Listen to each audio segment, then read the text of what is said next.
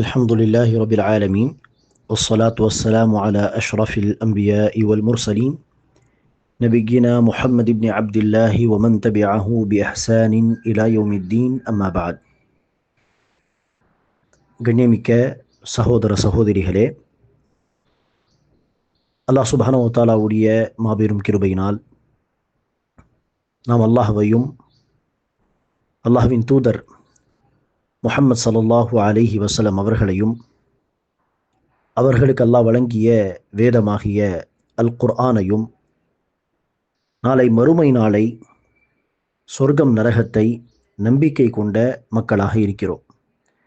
இந்த உலகத்தில் அல்லாஹ் நமக்கு மனிதர்களுக்கு வழங்கக்கூடிய அருட்கொடைகளில் நியமத்துகளில் மிகப்பெரிய நியமத், மிகப்பெரிய அருட்கொடை இந்த ஈமான் தான், இந்த நம்பிக்கை தான். அந்த நம்பிக்கை என்கிற மிகப்பெரிய அருட்கொடையை, மாபெரும் நியமத்தை, மிகப்பெரிய அந்த பொக்கிஷத்தை அடைந்த பாக்கியசாலிகளாக நாம் இருக்கிறோம். இதற்கு நாம் அல்லாஹ்வுக்கு நன்றி செலுத்த, ஒவ்வொரு நொடி அல்லாஹ்வுக்கு ஷுக்ர் செய்ய கடமைப்பட்டிருக்கிறோம். அன்பானவர்களே, இவ்வாறு அல்லாஹ்வையும் ரசூலையும் மறுமை நாளையும் நம்பிக்கை கொண்ட மக்கள், உண்மையான மூமின்கள், மறுமை வாழ்க்கையை தான், மறுமை வாழ்க்கையின் வெற்றியை தான் இலக்காக வைத்து ஒவ்வொரு நாள் பயணிப்பார்கள். அவர்களுடைய ஒவ்வொரு நாளும் அவர்கள் எடுக்கக்கூடிய பெரும்பாலான முயற்சிகள் அல்லது எல்லா முயற்சிகள் அந்த மறுமை வாழ்க்கைக்காக, அந்த மறுமை வாழ்க்கையின் வெற்றியை பெறுவதற்காக தான் இருக்கும். மறுமை வாழ்க்கையின் வெற்றி என்றால் என்ன என்று சொன்னால், அல்லாஹ் சுப்ஹானஹு வ தஆலா குர்ஆனிலே குறிப்பிடுகிறான், ஃபமன் ஸுஹ்ஸிஹ அனின் நாரி வ உத்கிலல் ஜன்னத ஃபகத் ஃபாஸ் வமல் ஹயாத்துத் துன்யா இல்லா மதாஉல் குரூர். ஆலு இம்ரான் அத்தியாயத்தின் 185வது வசனத்திலே அல்லாஹ் சொல்கிறான், எவர் ஒருவர் நரகத்தை விட்டு அப்புறப்படுத்தப்பட்டு சொர்க்கத்தில் நுழைக்கப்படுகிறாரோ அவர் வெற்றி பெற்று விட்டார். இந்த உலக வாழ்க்கை என்பது ஏமாற்றம் தரக்கூடிய பொருள்தானே தவிர வேறில்லை. ஆகவே அன்பானவர்களே, நம்மை ஏமாற்றக்கூடிய இந்த உலக வாழ்க்கையில், இந்த உலக வாழ்க்கையின் மோகத்தில் நாம் மயங்கி மறுமையை மறந்து விடாமல், மறுமை வாழ்க்கையை, மறுமை வாழ்க்கையின் வெற்றியை இலக்காக வைத்து ஒவ்வொரு நாள் நாம் பயணிக்க வேண்டும். அதற்காகவே தன்னுடைய முயற்சிகளை நாம் செலவு செய்ய வேண்டும்.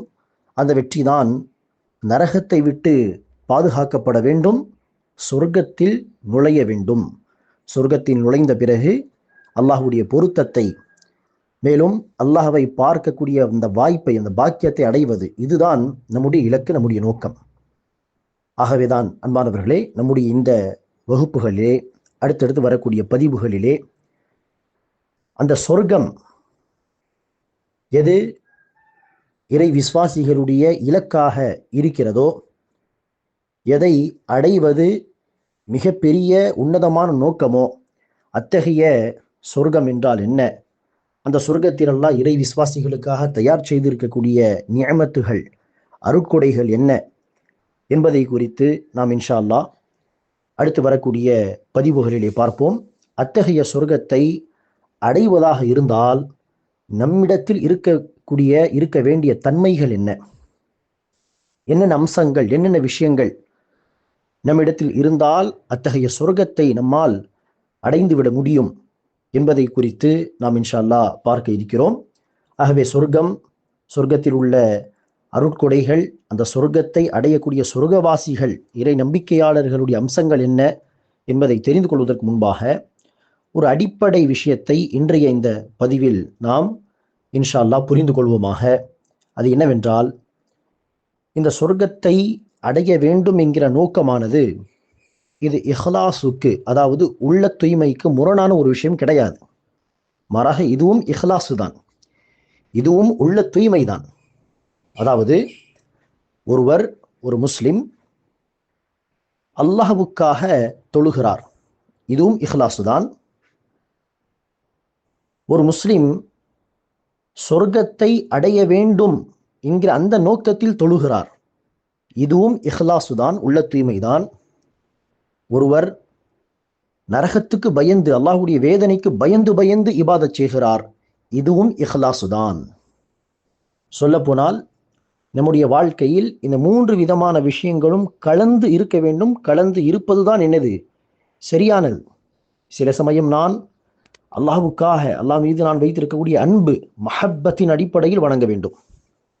சில சமயம் சில இபாதத்துகளை, சில வணக்கங்களை சொர்க்கத்தை அடைவதற்காக, அல்லாஹ் எனக்கு சொர்க்கத்தை கொடுப்பான், நான் செய்யக்கூடிய இந்த இபாதத்துகளுக்கு அல்லாஹ் எனக்கு சொர்க்கம் என்கிற கூலியை தந்து அந்த சொர்க்கத்தில் பலவிதமான நியமத்துகளை எல்லாம் கொடுப்பான் என்கிற அந்த ஆதரவு, அந்த நம்பிக்கை, அந்த ஹோப், அந்த நம்பிக்கையில் வணங்க வேண்டும். அதேபோல் சில இபாதத்துகளை, சில வணக்கங்களை நான் இதை செய்யாவிட்டால் அல்லாஹ் என்னை தண்டிப்பான், அல்லாஹுடைய வேதனை, அதாப் மிக கடுமையானது, ஹபருடைய அதாப், நரகத்தினுடைய அதாப், அதற்கு பயந்து இபாதத் செய்வது, இது எல்லாமே நல்ல நோக்கங்கள், எல்லாமே உள்ள தூய்மை என்கிற இஹ்லாசு தான் என்பதை நாம் அடிப்படையாக புரிந்து கொள்ள வேண்டும். சூஃபியாக்கள் என்கிற ஒரு கூட்டம் இருக்கிறது. அவர்கள் என்ன சொல்வார்கள்? அல்லாஹ்வுக்காக, அல்லாஹ் மீது நாம் வைத்திருக்கக்கூடிய அன்பு மஹப்பத்துக்காக தான் வணங்க வேண்டுமே தவிர சொர்க்கத்தை அடைவதற்காக வணங்கினாலோ அல்லது நரகத்துக்கு பயந்து வணங்கினாலோ அது இஹ்லாஸ் கிடையாது. மாறாக அது சுயநலம், செல்ஃபிஷ்னஸ் என்பதாக சொல்வார்கள். யாரு? சூஃபியா என்கிற ஒரு கூட்டம். ஆனால் அன்பானவர்களே, ஒரு கருத்தை நாம் அது யார் சொல்கிறார்கள் அல்லது அந்த கருத்து கேட்பதற்கு நல்ல கருத்தாக இருக்கிறதா, சுவாரஸ்யமாக இருக்கிறதா என்று பார்க்கக்கூடாது. ஒரு முஸ்லிமுடைய அடிப்படை என்ன? இன்னார் சொல்லக்கூடிய இந்த கருத்து குர்ஆனிலும் ஹதீஸிலும் வந்து இருக்கிறதா, அது நபிகள் நாயகம் சொன்ன விஷயமா, சஹாபா பெருமக்கள் ரசூலுடைய தோழர்கள் சொன்ன விஷயமா, இது அவர்களுடைய கொள்கையா என்றுதான் பார்க்க வேண்டும். யார் சொல்கிறார்கள், சொல்லக்கூடிய இந்த கருத்து கேட்பதற்கு நன்றாக இருக்கிறதா என்பது நம்முடைய அடிப்படை கிடையாது. அல்லாஹுடைய மார்க்கம் தான் அடிப்படை. அந்த விதத்திலே இந்த சூஃபியாக்கள் சொல்லக்கூடிய கருத்து கேட்பதற்கு நன்றாக இருக்கும். மஹப்பத்துக்காக தான் அல்லாஹ்வை வணங்க வேண்டும், பயந்தோ அல்லது சொர்க்கத்தை அடைவதற்காக செய்யக்கூடாது, அது சுயநலம், கேட்பதற்கு நன்றாக இருக்கலாம். ஆனால் இது முற்றிலும் தவறானது. சொர்க்கத்தை அடைவதற்காகவோ நரகத்துக்கு பயந்தோ இபாதத் செய்யக்கூடாது என்று சொன்னால் குர்ஆனிலும் ஹதீஸிலும் அல்லாஹ் ஏன் சொர்க்கத்தை குறித்து ஆங்காங்கே பேசுகிறான்? இதற்கு சொர்க்கத்தில் உள்ள நியமத்துகள் குறித்து அல்லாஹ் சொல்கிறான், ரசூல் சொல்கிறார்கள்.